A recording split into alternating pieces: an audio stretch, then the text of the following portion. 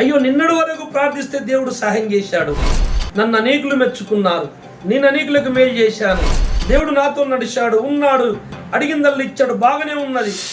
ఒకేసారి నా జీవితంలో గడంధకారము గమ్ముకున్నది. అది ఎందుకు గమ్ముకున్నదో, ఏం జరుగుతుందో, నా జీవితం ఏంటో, అసలు దేవుడు ఉన్నాడా లేడా అనే అనుమానం వచ్చేటట్టు జరిగిపోయింది. Praise Lord. అందరికీ యేసుక్రీస్తు నామమున వందనాలు. శ్రీ సత్యదేవ మినిస్ట్రీస్ ఛానల్లో ప్రసారం అవుతున్న విశ్వ విజ్ఞాన వేద పఠన కార్యక్రమాన్ని వీక్షిస్తున్నటువంటి క్రీస్తునందు దాసురాలు దేవుని పిల్లలందరికీ మా నిండు మనసులో స్వాగతము, ఘన స్వాగతం పొందుతున్నాను. ఎవరైనా సబ్స్క్రైబ్ చేసుకున్నట్లయితే ఈ ఛానల్ని సబ్స్క్రైబ్ చేసుకోండి, ఇతరులకు షేర్ చేయండి, తప్పక లైక్ కొట్టండి. మనము ఆలస్యము చేయక లేఖన కాంతిలోనికి మనందరం ప్రయాణం సాగిద్దాం.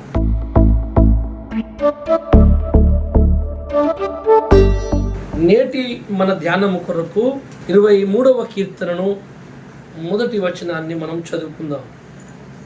యెహోవా నా కాపరి, నాకు లేమి కలుగదు. పచ్చిగద్దల చోట్లను ఆయన నన్ను పరుండజేయుచున్నాడు. శాంతికరమైన జలముల యొద్ద నన్ను నడిపించుచున్నాడు. చాలు, చిన్న మాట ప్రార్థన చేసుకుందాం. పరిశుద్ధుడైన మా తండ్రి, అతిశ్రేష్ఠుడా, పావనుడా, కృపా వాత్సల్యముల గల్ల దేవా, నీకే స్తుతి స్తోత్రములు. ప్రభా, ఈరోజు తండ్రి ఈ పాఠము ద్వారా నీ పిల్లలందరినీ దర్శించి వారి హృదయాలను తెప్పరిల్ల చేసి అయ్యా బలపరిచి నా తండ్రి నీ కొరకు సిద్ధపడే మనస్సు అందరికీ దయచేయండి. వింటున్న వారికి నీ చెప్పుతున్న నాకు నీ కృపతోడించి నడిపించి మీరు మా మధ్య నుండి మాట్లాడమని మా రక్షకుడు ప్రభువైన యేసు నామములో ప్రార్థిస్తున్నాము తండ్రి, ఆమేన్. మంచిది. చదవబడిన లేఖన భాగములో ఒక సత్యాన్ని మనము తెలుసుకుందాం. దేవుని బిడ్డలారా, 23వ కీర్తనలో మొదటి వచనంలో భక్తుడు ఏం మాట్లాడాడు? దేవుడు నా కాపరి, యెహోవా నా కాపరి, నాకు లేమి కలుగదు, నాకు ఏ లోటు రాదు అని చెప్పాడు. అదే భక్తుడు 4వ వచనం కిందికి వచ్చేసరికి ఏమన్నాడు? మళ్ళీ గాఢాంధకారపు లోయలో నేను సంచరించినను ఏ అపాయమునకు భయపడను. దేవుడు నాకు తోడున్నాడు, నాకే లోటు కలగదు, నాకే అపాయము సంభవించదు, నాకేం కొదువ కాదు అని అన్నటువంటి భక్తుడు కొంచెం కిందకి 4వ వచనం కాడికి వచ్చేసరికి నేను గాఢాంధకారపు లోయలో సంచరిస్తున్నాను అన్నాడు. యోహాను సువార్త 8వ అధ్యాయం 12వ వచనం ఒకసారి చదువుకుని ఇక్కడికి వద్దాం. మళ్ళీ మరలా యేసు, నేను లోకమునకు వెలుగును, నన్ను వెంబడించువాడు చీకటిలో నడవక జీవపు వెలుగు కలిగి ఉండునని వారితో చెప్పాను. రైట్. యేసు ప్రభుని వెంబడించే వాళ్ళు, దేవునిలో ఉన్న వాళ్ళు చీకటిలో నడవక వెలుగులో నడుస్తారు. వెలుగు వారికి ఉంటుంది అన్నప్పుడు మరి కీర్తనకారుడైన భక్తుడు దేవునిలో నడుస్తున్నవాడు నాకు ఏ లోటు రాదు, నాకు లేమి కలగదు అని చెబుతూ అడంధకారపు లోయలో నేను సంచరించినను అంటే ఈయన వెంటనే మరి గాఢంధకారములకు ఎందుకు వెళ్ళాడు? అసలు ఈ గాఢంధకారం ఏంటి? ఈ చీకటి అంటే ఏంటి? గాఢంధకారము అనగా, చీకటి అనగా ఈ భాష ఒకే దానికి ఒకే చోట ఉపయోగించరండి. బైబిల్లో అలా లేదు. కొన్నిసార్లు అక్కడున్న సందర్భాన్ని బట్టి అదే పదాన్ని మరొక సంఘటన తెలియపరచడానికి బైబిల్ వాడుతుంటుంది. చీకటి, అజ్ఞానము, పాపము కూడా సదృశ్యం. గడంధకారము, అంధకారము, నరకము, బాధ, దుఃఖానికి సాదృశ్యం. దానికి కూడా వాడతారు నరకాన్ని. ఉదాహరణకు బైబిల్లో మనకు తెలిసిన సత్యం ఏంటంటే, పెంతెకోస్తు దినాన శిష్యులు ప్రార్థిస్తుండగా పరిశుద్ధాత్ముడు అగ్ని నాలికల వలె వెలిగింపబడినట్లు వారి మీద వ్రాలేను. అంటే అగ్ని వలె, అగ్ని నాలికల వలె. మనము లేఖనాలు చూసినట్లయితే దేవుడు దహించు అగ్ని అయి ఉన్నాడు. దేవుడు అగ్ని లాంటి వాడు, అగ్ని అయి ఉన్నాడు. ఇకపోతే నరకం గురించి ఆలోచించినట్లయితే అది మండుచున్న అగ్ని గంధకములతో నిండి ఉన్నది. అక్కడ పురుగు చావదు, అగ్ని ఆరదు అని నరకం గురించి చెప్పబడింది. నరకములో ఉన్నది అగ్ని. మరి శిష్యుల మీదికి వ్రాలింది, పైకొచ్చింది అగ్ని. మరి ఈ అగ్ని కాలలేదు, ఆ అగ్ని కాలి మనుషులను వేదన కలిగిస్తుంది. అగ్ని అనే పేరు దేవుని పరిశుద్ధత, సౌశల్యానికి, ఆయన మహిమకు వాడబడింది. ఆ అగ్ని దేవుని పరిశుద్ధతకు వాడబడింది. మనుషులను కాల్చి నరకములో కాల్చడానికి కూడా, కాలుస్తున్నటువంటి దానికి కూడా అగ్ని అనే వాడబడింది. అంటే అగ్ని అనే మాట రెండు దిక్కులకు వాడబడింది కనుక అగ్ని అనే మాట అనగానే ఒకే నరకము అని అనుకోవడానికి వీలు లేదు. దేవుని పరిశుద్ధత, నీతి అగ్ని లాంటిది, నిప్పు లాంటిది అంటారు కదా. నువ్వు నిప్పు లాంటి మనిషిరా బాబు, వాడికి ఏ పొరపాటు చేయడు అంటారు. అలాగ నిప్పు అంటే అగ్ని లాంటి వాడు. అలాగున ఈ చీకటి, గడంధకారము, చీకటి అంటే కొంచెం ఒక లెవెల్గా అన్నమాట. అంటే చీకట్లో కొద్దిగా కనపడుతుంది, మస్కు కానీ మనిషి వెళ్ళచ్చు, అది చీకటి. గాఢంధకారం అంటే టోటల్గా అడుగు తీసి అడుగు పెట్టినటువంటి చిక్కటి చీకటి, గాఢంధకారం. ఐగుప్తుని అల్లుకుని చూసావా, అట్లాంటివి రెండు రకాలు ఉంటాయి. అలాగే ఈ అజ్ఞానము, పాపము కాకుండా నరకానికి కూడా ఒక భయంకరమైన అంధకారముతో పోల్చబడింది. బైబిల్లో కొన్ని జటిలమైన భావాత్మకమైన సంగతులను మరి వివరించుటకు భక్తులు కొన్ని ఉపమాన భాషలు వాడారు.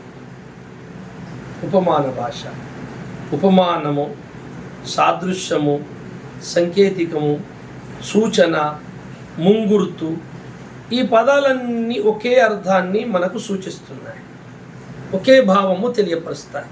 అంటే ఒక విషయం చెప్పటానికి మరొక దాన్ని ముందు పెట్టి తెలియపరచడం అన్నమాట. దీన్నే ఉపమానం అంటారు.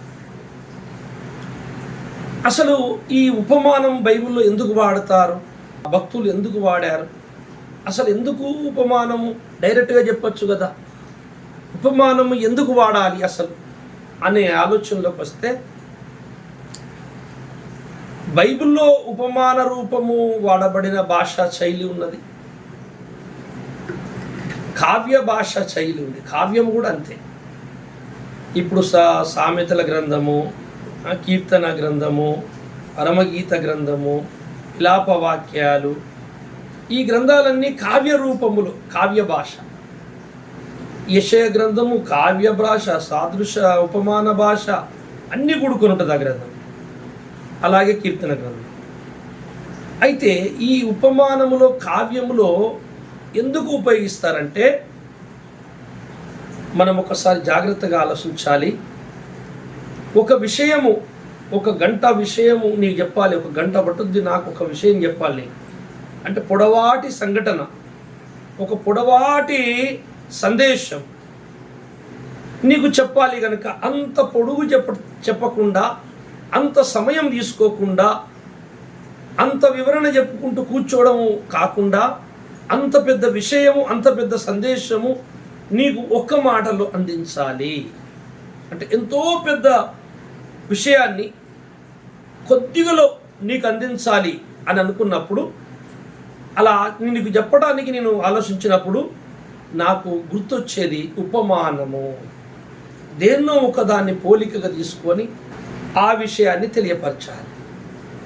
ఇది ఇలా ఉంది కనుక అది మీరు ఆలోచించుకోండి అని. అయితే ఆ ఉపమానాన్ని, ఆ యొక్క కావ్య భాషలో ఉపయోగించిన పదజాలాన్ని జ్ఞానులు దాన్ని ఆలోచిస్తున్నప్పుడు అందులో అనంతమైన సందేశం, అంటే చాలా పెద్ద విషయము అందులో ఇమిడి ఉంటుందన్నమాట. భక్తులను దేవుడు పరీక్షిస్తున్నప్పుడు, శ్రమలు పెడుతున్నప్పుడు, లేఖనాల్లో దాగి ఉన్నటువంటి ఒక నైతికపరమైన శైలి, అది గంభీరమైనది, వర్ణనాతీతమైనది. బైబిలు చదువుతుంటే మనిషిని హృదయానికి గోచరము కాని అనంత జ్ఞానము ఒక్క మాటలో పరమాత్ముడు తన భక్తుల చేత రాయించారు.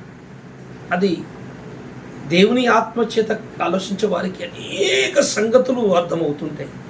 ఆ ఒకటే వచనము ఎన్నోసార్లు నేను బోధించినప్పట్ల ఒక కొత్త రూపం దాల్చుకొని అది ప్రయాణం చేస్తుంటుంది పబ్లిక్లోకి, ప్రజల్లోకి. అందుకని వాడబడినటువంటి ఉపమానాలని మనం చాలా జాగ్రత్తగా ఆలోచించాలి. అందులో ఇమిడి ఉన్నటువంటి సత్యాన్ని మనం నేర్చుకోవడానికి ప్రయత్నం చేయాలి. అయితే దేవుడు నాకు తోడున్నాడు, నాకే లోటు లేదన్నవాడు వెంటనే గాఢంధకారపు లోయల్లో నేను సంచరిస్తుండగా దేవుడు నన్ను కాపాడాడు. అసలు గాఢంధకారములోనికి ఈ దేవుణ్ణి వెలుగులో, యేసుప్రభుని వెంబడించే వాళ్ళు, దేవుణ్ణి వెంబడించే వాళ్ళు వెలుగులో కదా పోవాల్సింది. చీకట్లోకి ఎందుకు వెళ్ళాడు ఆయన? ఈ విషయాన్ని మనం చాలా జాగ్రత్త. అంటే పరమాత్ముడైన సర్వేశ్వరుడైన దేవుణ్ణి వెంబడించే ప్రతి భక్తుని జీవితంలో గాఢంధకారము తప్పకుండా తటస్థిస్తుంది, ఎదురవుతుంది. గాఢంధకారము ఎదురు కాకపోతే వాడు పరలోకం వెళ్ళే భక్తుడే కాదు. లేఖనము తెలియపరుస్తున్న నగ్న సత్యం, విలువైన ముత్యాల లాంటి సత్యాలు ఇవి. వజ్ర వైడూర్యాలు, మనులు మాణిక్యాలు, విలువైన సంపద, దేనితోనూ తూగని దేవుని యొక్క విలువైన మాట. అసలు ఏ పదార్థం కూడా దీంతో పోల్చడానికి నాకు ఇష్టం లేదు. అన్నీ వృధానే, అంతకంటే గొప్పదైనమాట బైబిల్. దేవులారా, ఈరోజు ఆ భక్తునికి గాఢంధకార లోయములు సంచరిస్తుండగా అసలు గాఢంధకారంలోనికి ఈయన ఎందుకు వెళ్ళాడు? గాఢంధకారం అంటే ఏంది? 2-3 కొండల మధ్యలో చీకట్లో నడిచాడా? అంటే మనం అనుకున్న చీకటి కానే కాదు. మనం అనుకున్న చీకటి కాదు. రాత్రి అయితే పడిన చీకటి ఉంటుంది, ఆ చీకటి కాదు. ఇతడు సంచరించింది నువ్వనుకుంటున్న అంధకారం చీకటి కాదు.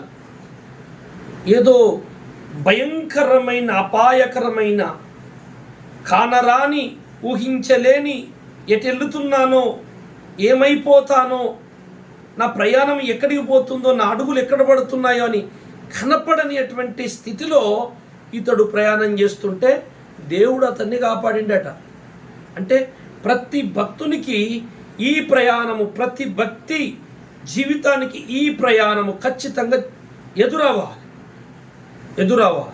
లేకపోతే ఆ భక్తుడు క్రీస్తు చేత పరీక్షింపబడిన వాడు కాదు. అతడి భక్తే కాదు. ఇలాంటి భక్తులే ఇప్పుడు యేసు రాకడలో ఎత్తబడతారని బైబిల్ చెప్తున్న సత్యం, నగ్న సత్యం. 34వ కీర్తన 19వ వచనం ఒకసారి చదవండి. నీతిమంతునికి కలుగు ఆపదలు అనేకములు, నీతిమంతునికి కలుగు ఆపదలు అనేకములు, వాటి అన్నిటిలో నుండి యెహోవా వానిని విడిపించును. నీతిమంతులు, దేవుడు చెప్పినట్టు బ్రతికే వాళ్ళు ఎవరికి కూడా దేవుడు ఏ అపాయము సంభవించనీయడు, వారికి ఏ కష్టము రాదు అని చెప్పి చాలామంది చెప్పుకుంటూ ఉంటారు. దేవుని బిడ్డలారా, మీరు చాలా జాగ్రత్తగా ఆలోచించండి. నీతిమంతునికి కలిగే శ్రమలు నీతి నిమిత్తం వస్తాయి. బుద్ధిహీనునికి కలిగే శ్రమలు చేసిన పాపానికి వస్తుంటాయి. దీనికి సంబంధం లేదు. అయితే నీతిమంతునికి శ్రమలు వస్తాయా అంటే తప్పకుండా వస్తాయి. నీతిమంతునికి శ్రమ వస్తుంది, కానీ వాటి అన్నింటిని దేవుడు అతన్ని కాపాడుతాడు. అంటే ఇతనికి శ్రమ వచ్చినట్ట రానట్ట అంటే వచ్చింది, అనుభవించిండు, నిరీక్షించిండు, గాఢంధకారంలో ప్రయాణం చేసినట్టు ఆ శ్రమల్లో ప్రయాణం చేసిండు, దిక్కు దీము లేని పరిస్థితుల్లో దేవుని వైపు చూసిండు, పరీక్షలో గెలిచిండు, చివరికి ఆ అంధకారాన్ని గెలిచాడు, ఆ శ్రమను గెలిచాడు. ఆ గెలిచే శక్తి దేవుడిచ్చి అతన్ని లేపి గడ్డ మీద కూర్చోబెట్టాడు. కనుక భక్తులనే వానికి శ్రమలు రావాలి, శ్రమలని అగ్ని చేత పరీక్షింపబడాలి. అట్టివారే స్వర్గలోకంలో దేవుని దగ్గర ఉంటారు. అయితే ఈ శ్రమ అనేది ఎలాంటిది? అంటే గాఢాంధకారంతో పోలుస్తున్నాడు భక్తుడు. అతనికి వచ్చింది గాఢాంధకారపు మార్గంలో పడ్డాడట. ఎక్కడో గాఢాంధకారం అంటే ఏమీ కనపడదు, అంటే ఏమి జరిగిందో తెలియదు. నిన్నటి వరకు నేను మంచి వెలుగులో ఉన్నాను, ఒకేసారి నేను చీకట్లో పడిపోయాను గాఢాంధకారంలో. అయ్యో, నిన్నటి వరకు ప్రార్థిస్తే దేవుడు సహాయం చేశాడు, నన్ను అనేకులు మెచ్చుకున్నారు, నేను అనేకులకు మేలు చేశాను, దేవుడు నాతో నడిచాడు, ఉన్నాడు, అడిగిందల్లా ఇచ్చాడు, బాగానే ఉన్నది. ఒకేసారి నా జీవితంలో గాఢాంధకారము గమ్ముకున్నది. అది ఎందుకు గమ్ముకున్నదో, ఏం జరుగుతుందో, నా జీవితం ఏంటో, అసలు దేవుడు ఉన్నాడా లేడా అనే అనుమానం వచ్చేటట్టు జరిగిపోయింది. మనం చాలా జాగ్రత్తగా ఆలోచించినట్లయితే ఇలాంటి పరిస్థితుల్లోకి జారిపోయిన ఒక భక్తుని మనం గుర్తొస్తాడు. ఆయనే యోబు. మొదటి అధ్యాయము, అసలు యోబు ఎలాంటి వాడు? మొదటి అధ్యాయం 7వ వచనం చదవండి. యెహోవా, నీవు ఎక్కడి నుండి వచ్చితివని వానిని అడగగా, అపవాది, భూమి మీద ఇటు అటు తిరుగులాడుచు అందులో సంచరించుచు వచ్చితినని యెహోవాకు ప్రత్యుత్తరం ఇచ్చెను. అందుకు యెహోవా, నీవు నా సేవకుడైన యోబు సంగతి ఆలోచించితివా? అతడు యథార్థ వర్తనుడును న్యాయవంతుడునై దేవుని యందు భయభక్తులు కలిగి చెడుతనము విసర్జించిన వాడు, భూమి మీద అతని వంటి వాడెవడునూ లేడు. రైట్. స్నేహితులారా, పరలోకమందున్న దేవుడు సాతాను అక్కడికి వచ్చిండు. వానికి అప్పుడు పార్లమెంట్లో సభ్యత్వం ఉండి వెళ్ళడం రావడం అని అప్పుడు జరిగింది లేదు. అయితే వాడిని దేవుడే పలకరించాడట పని కట్టుకొని. భూమి మీద ఒక భక్తుడు ఉన్నాడు యోబు, అతని వంటి యథార్థ వర్తనుడు, చెడుని అసహించుకునేవాడు. జాగ్రత్తగా వినాలి. దేవునికి భూమి మీద ఎవరిష్టులంటే, దేవుడు ఎవరి కొరకు తల్లడిల్లుతాడు, ఎవరి మీద మనసు పెట్టుకుంటాడు, ఎవరి మీద తన కన్ను దృష్టి పెట్టుకొని కూర్చుంటాడు, 24 గంటలు తన హృదయంలో ఎవరిని గుర్తు పెట్టుకుంటాడో మీకు ఈరోజు చెప్తున్నాను. చెడుని అసహించుకునే వాళ్ళు, చెడుని ఇష్టపడే వ్యక్తులు దేవుని గుండెలో ఉండరు. నేను నా జీవితములో, భక్తి జీవితములో ప్రతిరోజు దేవునితో నేను నడుస్తుంటే దేవుడి దగ్గర నేను నేర్చుకున్న అద్భుతమైన మర్మం, సత్యం. చెడుని అసహించుకునే మనసు నీకుంటే దేవుని గుణము నీకు వస్తుందని అర్థం.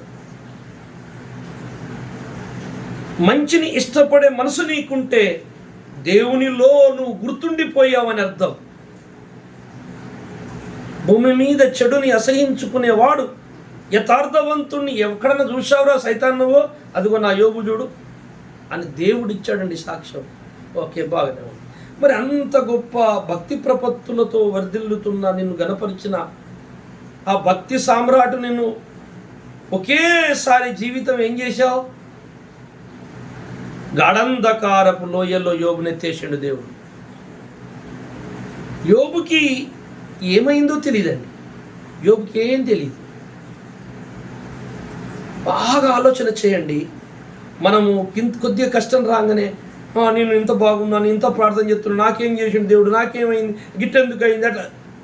నువ్వేం చేసావండి? కురుపుల లాదరికి ఏం మేలు జరిగింది మీరు చెప్పండి. మేలు మాకేం మేలు అయిందో, అన్ని కష్టాలే బాధలు అంటున్నారు.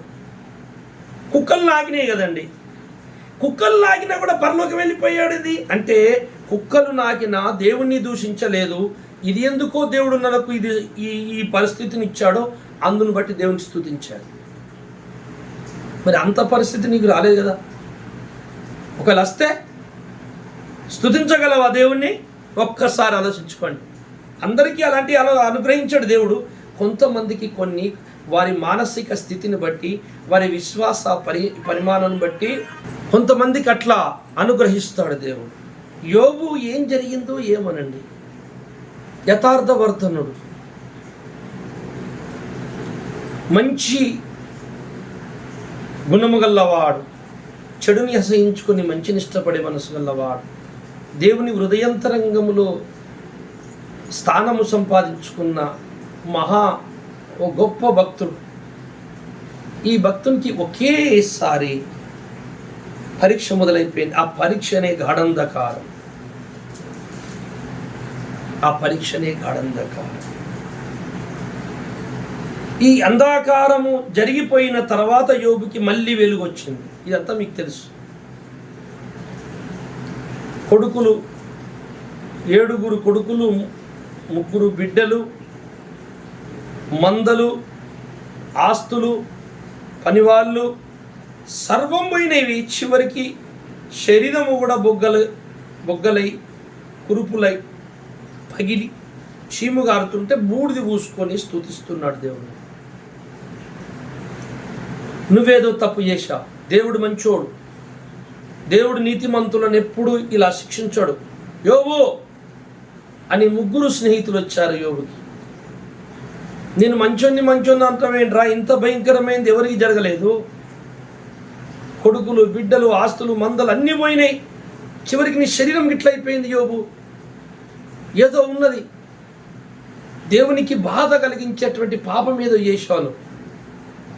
నీతిమంతులను దేవుడు శోధించడు, నీతిమంతులను కష్టాల పాలు చేయడు, దేవుడు చాలా మంచోడు. ఇది వాళ్ళ కాన్సెప్ట్. చాలా మందికి ఇదే ఆలోచన ఉంటుంది. దేవుడు మంచోడు, మనకి ఏ కష్టాలు రానియడు. దేవుడు మంచోడు, మన కష్టాలు. అలాంటి వారు మోసపోవుడు గ్యారంటీ.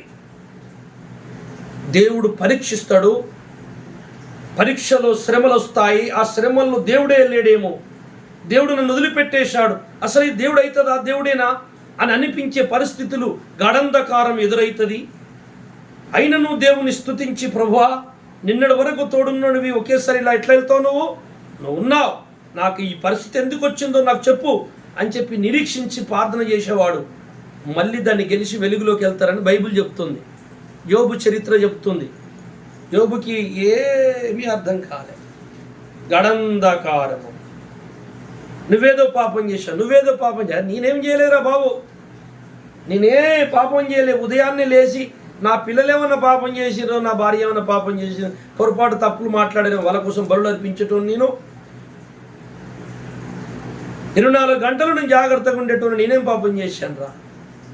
ఇది ఏదో నాకు జరుగుతుంది, ఎందుకు జరుగుతుందో నాకు తెలియదు. యోబుకు అసలు ఏం తెలియదు పాపం.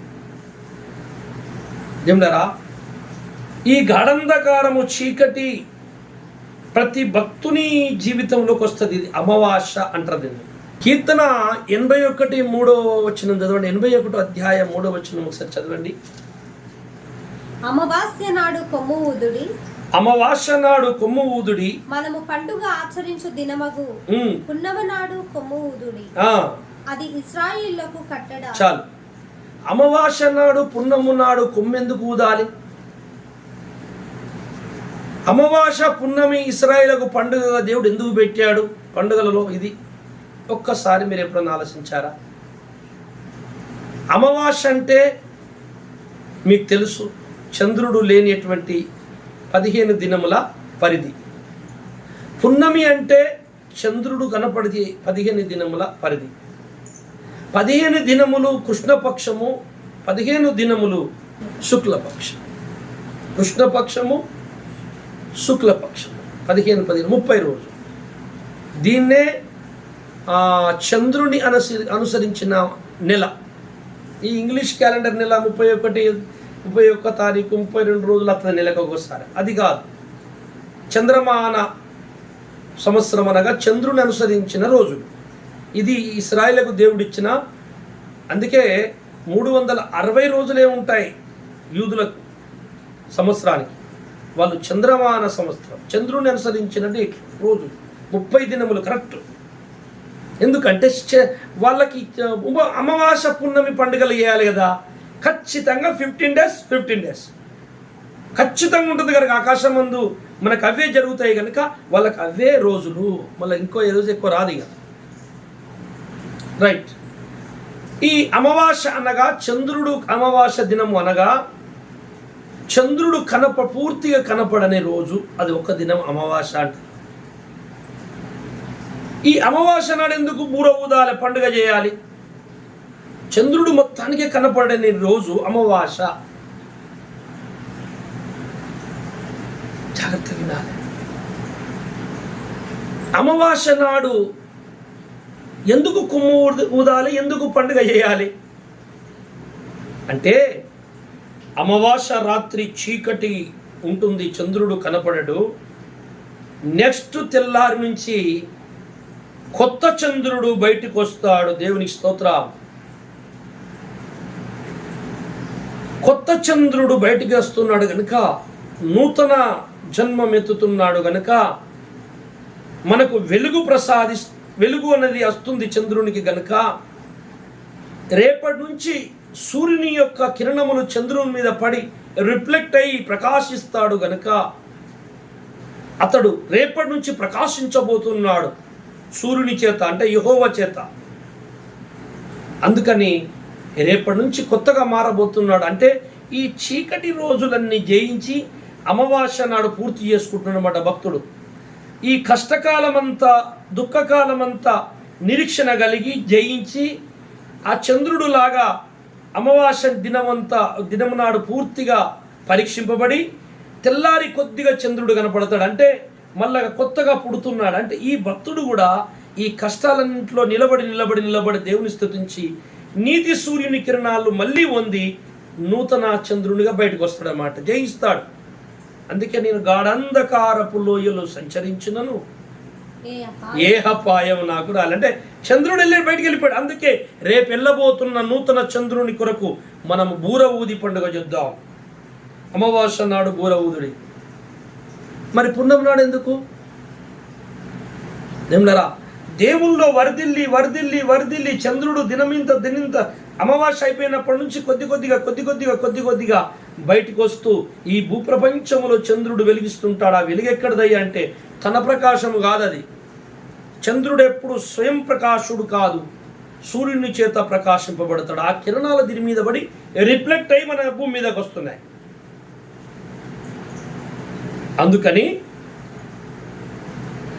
చంద్రుడు దినదినము బయటకు వస్తూ క్రీస్తులో భక్తుడు వర్ధిల్లుతూ పూర్తిగా ఈ లోకములో గొప్ప పేరు తెచ్చుకుంటాడు. యోబులాగా సాక్ష్యం పొందుతాడు. చూసావా, భూమి మీద నా చంద్రుడు అనబడే యోబు లాంటి వ్యక్తుడు ఎవరు ఉన్నాడా అనే రోజు వస్తుందన్నమాట. ప్రతి భక్తు ఒక రోజు.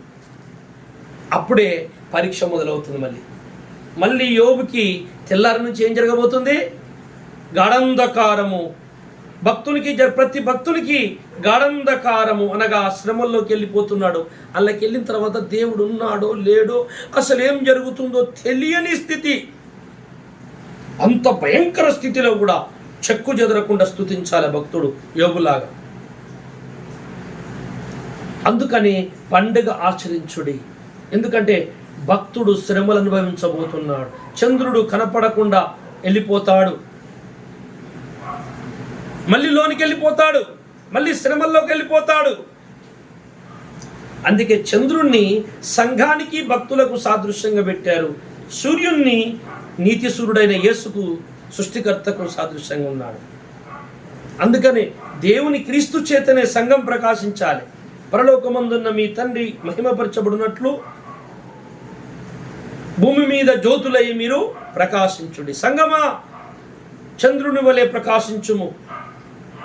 దేవుని ప్రచండమైన జ్ఞానాన్ని, ప్రేమను మీరు పొందుకొని ఈ లోకానికి చల్లని నీడలుగా చంద్రుడి వలె మీరు ప్రసాదించండి. పంచండి వెలుగులు విదజిమ్మండి అని దేవుడు చెబుతున్నాడు. అయితే నీవు గడంధకోర లోయల్లో ప్రయాణం చెయ్యవా అంటే చెయ్యాలి.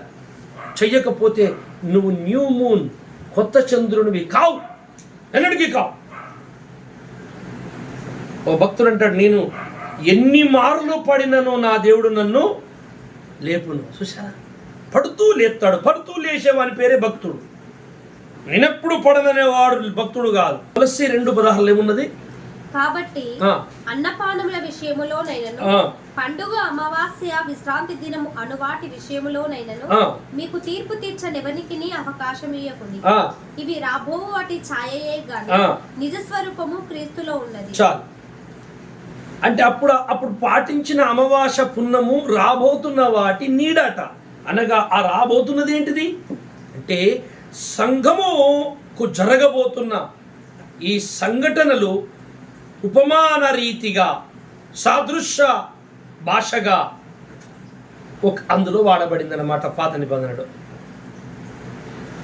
అందుకని అందులో ఆ చిన్న మాటలో ఇముడున్న సందేశం ఏంటయ్యా అంటే, ఇప్పితే లక్షలాది కొత్త నిబంధన భక్తుల జీవితంలో జరగబోతున్న గొప్ప గొప్ప సంగతులు,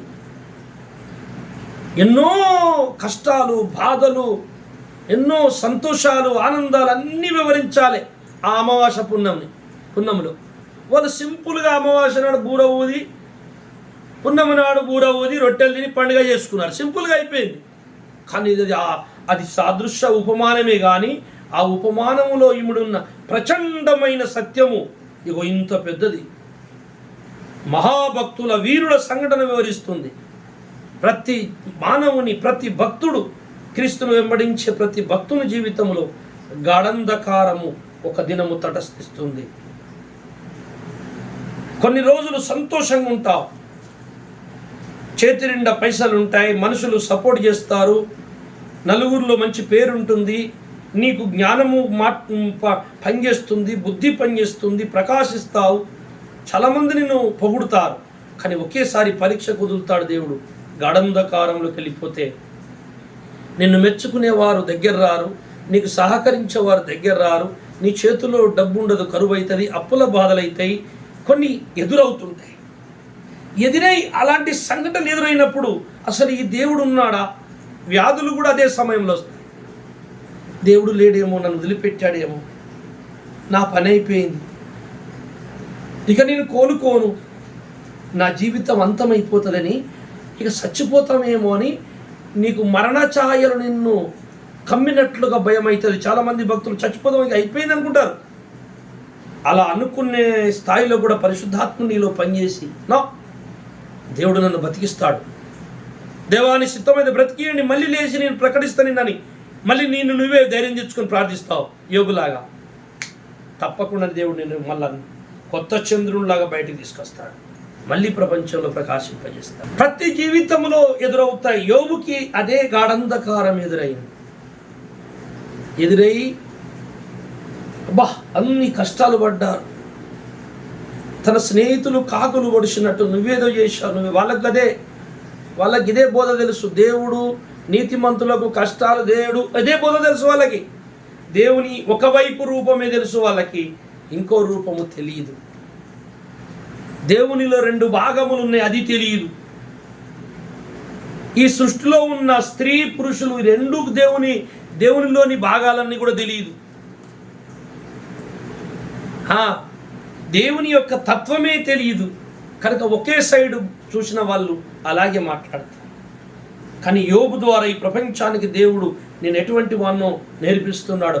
నేను నా భక్తులను సువర్ణము అగ్నిలో కాల్చినట్టు శ్రమలతో నేను పరీక్షించి ముత్యములాగా తయారు చేసుకొని తీసుకుంటానని, తన స్వరూపం వచ్చేటట్టు చెక్కుతానని. అంత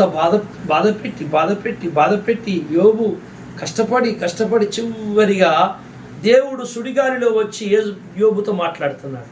38వ అధ్యాయం 1వ వచనం చదవండి. అప్పుడు యెహోవా సుడిగాలిలో నుండి ఇలాగున యోబునకు ప్రత్యుత్తరం ఇచ్చెను, జ్ఞానము లేని మాటలు చెప్పి ఆలోచనలు చెరుపుచున్న వీడెవడు? పౌరుషము తెచ్చుకొని నీ నడుము బిగించుకొనుము, నేను నీకు ప్రశ్న వేయుదును, నీవు దాన్ని నాకు తెలియజెప్పు. నేను భూమికి పునాదులు వేసినప్పుడు నీవెక్కడ ఉంటివి? నీకు వివేకము కలిగి ఉండేలా చెప్పుము. చాలు, దేవుడు వచ్చి మాట్లాడుతున్నాడు చూడండి. ఆయన స్నేహితులు దేవునికే సపోర్ట్ చేశారు, వాళ్ళు దేవుని దూషించలే. దేవుడు మంచోడు, నీతిమంతులని కష్టపెట్టాడు, ఆయన చాలా మంచోడండి. కొంతమంది అతినీతిని ప్రదర్శింపజేస్తుంటారు. దేవుడు చాలా మంచోడు అబ్బా ఈయనంత మంచోడు అనుకుంటాం. దేవునికి మరి తనను మంచోడు అన్న వాళ్ళని మెచ్చుకోవాలన్నా లేదో. జ్ఞానమును చెరుపుతున్న వీడెవడు అంటే దేవునికి కావలసింది ఏదో తనని మెచ్చుకునే వాళ్ళు కాదు, జ్ఞానమును అసహించుకోకుండా జ్ఞానమును నేర్చుకోవాలి. దేవుని గుణగణములు, శక్తియుక్తులు తెలుసుకోవడమే జ్ఞానము అంటుంది బైబిల్. దేవుడు వట్టి నీతిమంతులకు మాత్రమే సహాయకుడు కాదు, నీతిమంతులకు శ్రమల్లో కూడా సహకరుడు, శ్రమలు కూడా పెడతాడు, పరీక్షిస్తాడని కూడా తెలుసుకోవాలి మనుషులు. రైట్, వచ్చిండు యోబు, నువ్వు చాలా మంచోనివి, నీ మీద వాడు సైతాన్ గాడు సాడీలు చెప్పిండు, సరే నా కొడుకు గెలుస్తాడ్రా, నేనే పరీక్షకు వదిలాను. వాడొచ్చి మందలు, కొడుకులు, బిడ్డలు, నీ ఆస్తులన్నీ చెడగొట్టి చంపేసి నేను ఇట్లా చేశాడు. యోబు నువ్వు భయపడకు, గెలిచినవు యోబు అని చెప్పాలన్నా వద్దా? అమ్మయ్య, అందుక ఇట్లా జరిగింది. నాకు తెలియలేదు ప్రభువా ఎందుకు జరిగిందో. నా భార్య కూడా వచ్చి నన్ను ఎక్కిరిచ్చింది, సావమన్నది. నా స్నేహితులు వచ్చి కాకుల్లాగా పొడిచిండ్రు. అయినా ఎందుకన్నా మంచిదే, ప్రభు అన్యాయం చేయడు కదా, నేనేం దూషించలేదు. కానీ నాకు అర్థం కాలే ప్రభు. ఒక్కొక్కసారి నాకు నా మనసు కూడా చంచలమైంది. ప్రభు నాకు అన్యాయం చేసి అనిపించింది ఒక్కోసారి. అరే ఇంత స్టోరీ ఉందా ప్రభా? మీ దగ్గరికి వస్తే సాతానుకు నీకు ఛాలెంజ్ జరిగింది నా విషయంలో. ఆహా, ఇంత పెద్ద స్టోరీ జరిగిందా? అందుకేనా మీరు నన్ను శ్రమలకు వదిలేశారు? ప్రభా నాకు చాలా మేలు చేశారు ప్రభా అని ఈయన అనలేదు, ఆయన చెప్పలేదు. యోబు పడ్డ శ్రమకి ఎందుకు పడ్డాడో చెప్పాలి దేవుడు వచ్చి. అసలు ఆ సంగతి ఆయన మాట్లాడలే, అట్లెందుకు జరిగిందని ఈయన అడగలే. భక్తులకు భగవంతునికి ఉండే సంబంధం ఇక్కడ తెలుస్తుంది. జాగ్రత్తగా వినండి. భక్తుడు ఎటువంటి వాడు కావాలి దేవునికి ఇక్కడ తెలుస్తుంది, మొత్తం బయటపడుతుంది. దేవుడు మాట్లాడడం మొదలుపెట్టేసరికి సూర్యుడు ప్రకాశించి సూర్యకిరణాలు చంద్రుని మీద పడగానే, జాగ్రత్త వినాలి, సూర్యకిరణాలు చంద్రుని మీద పడగానే చంద్రుని సంతోషం ఎట్లుందో చూడండి. ఇన్ని రోజులు నా మీద ఎందుకు ప్రకాశించలే నువ్వు అడగతలేడు. అవి అడగడు. నాకు నువ్వు దొరికినందుకు, మాట్లాడినందుకు నీకు స్తోత్రం అంటున్నాడు. ఇంత కష్టపడ్డావు కదా యోబు, ఒక్క మాట అడగవా దేవుణ్ణి? ఏమయ్యా నన్ను ఎందుకు బాధ పెట్టావు, ఇంత న్యాయమా, నేనేం చేసిన, ఒక్క మాట అడగవా? అసలు ఆ సంగతే మర్చిపోయాడు. భక్తులు ఎప్పుడు మీకు ఒక చిన్న ఉపమానం చెప్తాను. తల్లి గర్భంలో ఒక బిడ్డ పడినది మొదలుకొని 9 నెలలు ఆ తల్లి మోస్తుంది. ఆ 9 నెలల్లో 7, 8, 9 నెలలు, ఆ 2-3 నెలల్లో చాలా అవస్థ చెందుతున్నారు. వాళ్ళకు చాలా కష్టమవుతుంది. పడుకోవాలన్నా, లేవాలన్నా, నడవాలన్నా, పని చేసుకోవాలన్నా ఎంతో భారముతో మోసి వాళ్ళు ప్రసవించే దినములు దగ్గరికి వచ్చి, ప్రసవించే టైం వచ్చినాక అతి ఘోరాది ఘోరం అన్నమాట నొప్పులు. ఆ బిడ్డని కన్య వరకు చాలా నొప్పులు బాధపడతారు. ఈ రోజుల్లో ఆ నొప్పుల బాధపడలేక ఆపరేషన్ చేయించుకుంటారు చాలామంది. కానీ నొప్పులు బాధలు పడేవారు. అంత చచ్చిపోయి మళ్ళీ పుట్టినంత నొప్పులు, అంత కష్టపడతారు. ఆ తర్వాత బిడ్డ కనగానే ఆ బిడ్డను చూసి, ఇన్ని గంటలు, ఇన్ని దినములు నా కడుపులో ఉండి నన్ను బాధ పెట్టినోడా, నీ ముఖం చూసుకుంటే నాకు అసహ్యం, ఈ బిడ్డ నా ప్రక్క నుంచి తీసాడ్రా అని అంటదా? అంటే అన్నదో. ఆ బిడ్డను చూడంగానే ఆమె పడ్డ శ్రమలన్నీ పటాపంచలైపోతాయి. అసలు మైండ్లోనే ఉండవు, అది ఏంటిదో ఏమో. అదుగో అక్షరాల భక్తుడు దేవుని పట్ల ప్రదర్శింపజేసే క్రియ ఇదే. దేవుడు మాట్లాడగానే దేవుడు అన్ని రోజులు పెట్టిన శ్రమని అసలు ఆ యోబుకు అడగలే, గుర్తులేదంటే సంగతి మర్చిపోయిండు. మీ దేవుని చూస్తాడు. యోబు, మరి ఆ దేవుడైనా కొంచెం తెలివిగా, మరి హరి నువ్వు పడ్డ శ్రమ ఇందుకు పడ్డవు అని చెప్పొచ్చు కదా. అది ఆ ట్రాఫిక్ అది ఇస్తున్నాడు. దేవుడు అది వదిలేసి ఏమంటున్నాడంటే, నేను భూమికి పునాదేసినప్పుడు నువ్వు ఎక్కడున్నావు, నీకు తెలివి ఉంటే చెప్పు యోబు అంటాడు. ఇది అడిగేది. ఆయన భూమి గురించి, సృష్టి గురించి, ఆయన రహస్యం గురించి నీకు ఎందుకే అని, ఎందుకు పడ్డనే శ్రమలు గది చెప్పు అని ఈయన అడుగుతలేడు, ఆయన ఎందుకు పడ్డా ఆయన చెప్తలేడు. ఆ సంగతి పక్క పెట్టే. అది ఇప్పుడు నువ్వు మళ్ళీ పున్నమి అమావాస్య పోయి, పున్నమి వచ్చింది, నా దేవుడు ప్రకాశించాడు, అంతే సంతోషమని చంద్రుడు సంతోషిస్తుంటే, సూర్యుడేమో దగ్గమని మెరిసే ఇంకా జ్ఞానం నేర్పుతున్నాడు. నేను ఎవరో తెలుసుకో, ఈ సృష్టిలో నా పనితనము చూడు, నీటి గుర్రములు కానీ, జంతువులు కానీ, బలమైన వాటిని సృజించిన వాడెవరో తెలుసుకో. నేను భూమికి పునాదేసినప్పుడు, దేవదూతలు జయధ్వని చేసినప్పుడు ఎక్కడున్నావు నీ తెలుసా, నేను ఎవరో తెలుసుకో.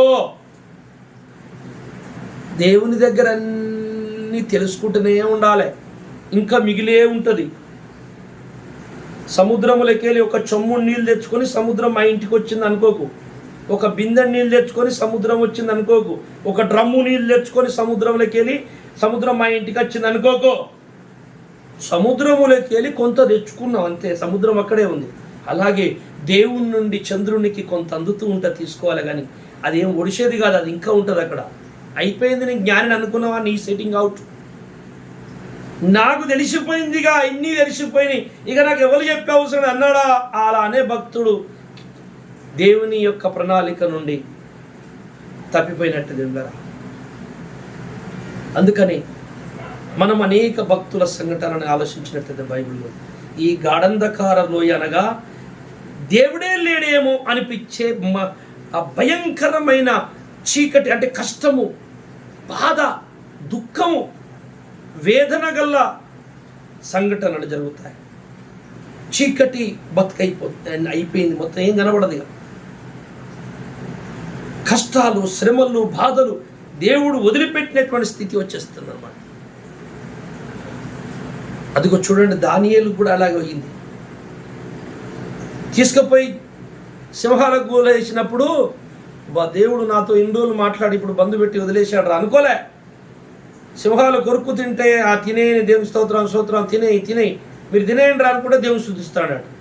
ఆ సింహాల నోరులు మూసేశాడు. శద్రక్ మేషక్ కూడా అగ్గిలో పడేస్తే ఆ పడే చచ్చిపోయినలే, ఆ దేవుడు రాకపోయినా మంచిదైనా మనమే దేవుని దగ్గరికి వెళ్దాంరా అని తీర్మానం చేసుకున్నారట. అందులో దేవుడు తిరిగి నాలుగో వ్యక్తిగా వారిని బయట తీసుకొచ్చి ప్రపంచానికి మొత్తం చూపించుకున్నాడు. ఈరోజు నువ్వు కూడా బలమైన తీర్మానం చేసుకొని క్రీస్తును నిలబడ్డట్లయితే ప్రతి శ్రమని అవలీలగా జయించుకుంటూ ముందుకెళ్ళిపోతావు. జయము నీదే. నేను ఎక్కిరిచ్చినందరూ నీ ముందే అవమానమని నురుగుగా కాలే. దేవుడు అలా చేస్తాడు. యోబుని ఎక్కిరిచ్చి యోబుని నిందించిన వాళ్ళందరూ అవమానం నురుగక్కిరు. దేవుడు ఏమన్నాడు తెలుసా? నా కోపం మీ మీద రగులుకుంటుంది, నా సేవకుడిని యోబు దగ్గర ప్రార్థన చేయించుకొని బతుకుతారు అని స్నేహితుల మీద దేవుడు గాండ్రించుండు, కోపం చేసిండు. సచ్చుకుంటే యోబు నీ కాల్ముక్త ప్రార్థన చేయరా అని చెప్పి చేసుకుంటే యోబు ప్రార్థన చేస్తే బతుకుతారా? యోబే చచ్చిపోతాడు పాపం చెప్పిన వాళ్ళు. ఎక్కడుంచాడో యోబును చూసావా? ఈరోజు నిన్ను నన్ను కూడా ఆయన అనుకున్న శ్రమని ఆయన ఇచ్చిన అమావాస్యని పూర్తి చేసుకొని మనం పున్నమి వెన్నెల్లాగా మళ్ళీ దగదగమని మెరుస్తూ బయటకు వచ్చిన రోజున అదిగో యోబుకు వచ్చిందే నీకు వస్తుంది ఆ కీర్తి. ఒకవేళ నువ్వు ఆ అమావాస్యలోని యాత్ర ముగించినట్లయితే నువ్వు పర్మనెంట్గా శాశ్వతమైన ప్రేమలోనికి, శాశ్వతమైన వెలుగులోకి వెళ్ళిపోతావు దేవుని దగ్గరికి. దాన్నే మరణం అని పిలుస్తున్నారు. లేక నిన్ను ఇక్కడ ప్రకాశింపజేయాలనితో పని ఉందనుకుంటే మళ్ళీ పున్నమి వెన్నెల్లాగా బయటకు వస్తావు. నువ్వు నిరీక్షణ కలిగి ఉండు. బ్రతికున్న సచ్చిన మనలో విశ్వాసము చెక్కు చెదరద్దంటుంది బైబిల్. చావైతే మేలే బ్రతుకుతే క్రీస్తే అన్నాడు. చూసావా? ఆ మాట ఇదే నేను చెప్పింది అతని మనసులో ఉంది. ఇప్పుడు నేను అనుకున్నదే. చావైతే కానివ్వండి, అమావాస్యలోనే ముగించేస్తా, పర్మనెంట్ వెలుగులోకి వెళ్ళిపోతా. ఒకవేళ బ్రతుకుతే ఆ మేలే యేసయ్య సేవ చేస్తా, ప్రకాశిస్తా. ఇలాంటి దృక్పథము, ఇలాంటి ఆలోచన కలిగి, ఇలాంటి ధోరణి కలిగి మనము మన భక్తి ప్రభక్తులతో ప్రయాణము సాగిద్దాం. స్థితులారా, మీరు తప్పకుండా దేవునికి అనుకూలమైనటువంటి ఆలోచన కలిగి ఉండండి.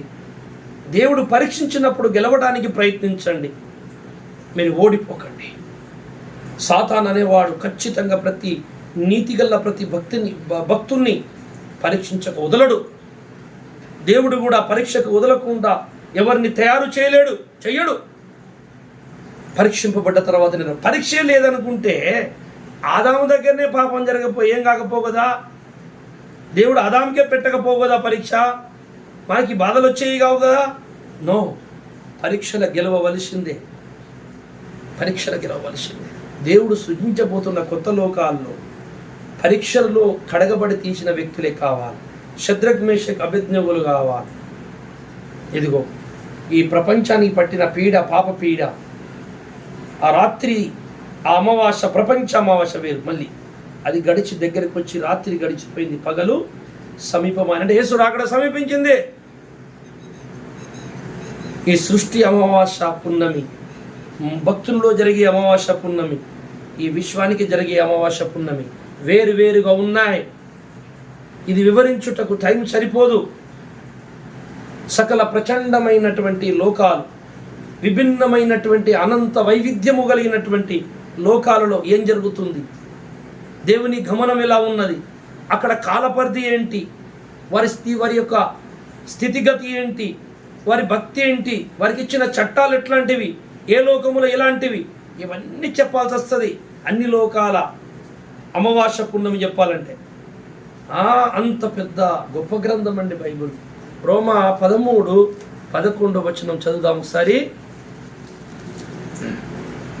మరియు మీరు కాలము నెరిగి నిద్ర మేలుకొన వేళ అయినదని తెలుసుకొని అలాగు చేయుడి. మనము విశ్వాసులమైనప్పటికంటే ఇప్పుడు రక్షణ మనకు మరి సమీపముగా ఉన్నది. అదే కాలమును మీరు గుర్తుపట్టండి. అంటే విశ్వానికి కాలానికి ఉన్నటువంటి అమావాస్యని గుర్తుపట్టండి. రాత్రి చాలా గడిచిపోయింది. అంటే విశ్వం సంబంధమైన అమావాస్య గడిచిపోయింది. నీ అమావాస్య కాదు ఇది, ఇశ్రాయేల్ అమావాస్య కాదు ఇది, నెలవంక అమావాస్య కాదు ఇది. జాగ్రత్త వినాలి, ఎంత తేడా ఉంది చూడండి. ఇది విశ్వలోకాలకు సంబంధించిన అమావాస్య.